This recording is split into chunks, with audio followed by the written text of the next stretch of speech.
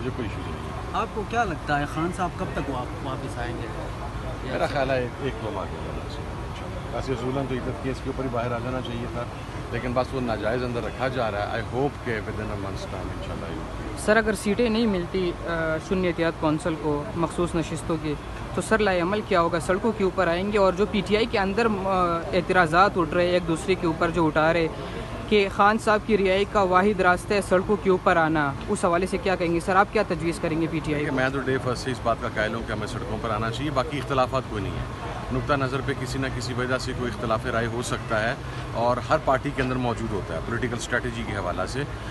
जिस तरह का जब कोई इवेंट किया जाता है तो कुछ लोग कहते हैं धरना दें, कुछ लोग कहते हैं लॉन्ग मार्च करें, कुछ कहते हैं कि वकला कन्वेंशन करें, कुछ कहते हैं कि कॉर्नर मीटिंग्स करें, बट दैट डिडंट मीन कि पार्टी के अंदर कोई लड़ाई हो गई है या पार्टी टूट फूट का शिकार हो गई है।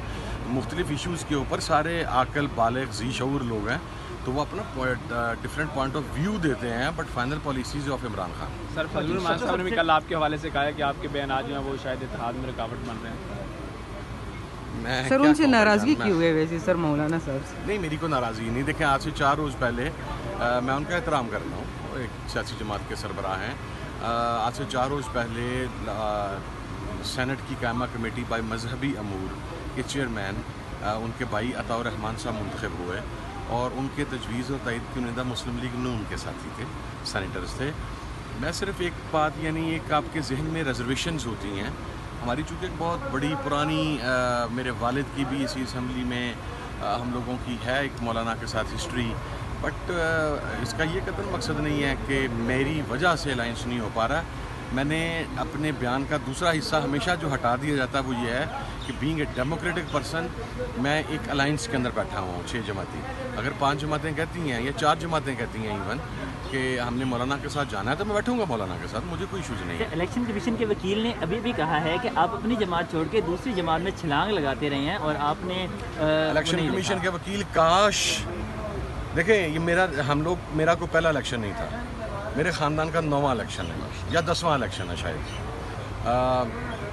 हमें पता है नॉमिनेशन पेपर्स कैसे जमा किए जाते हैं, टिकट कैसे जमा करवाया जाता है। ये डिस्कस नहीं कर रहे कि 13 तारीख को हो क्या रहा था।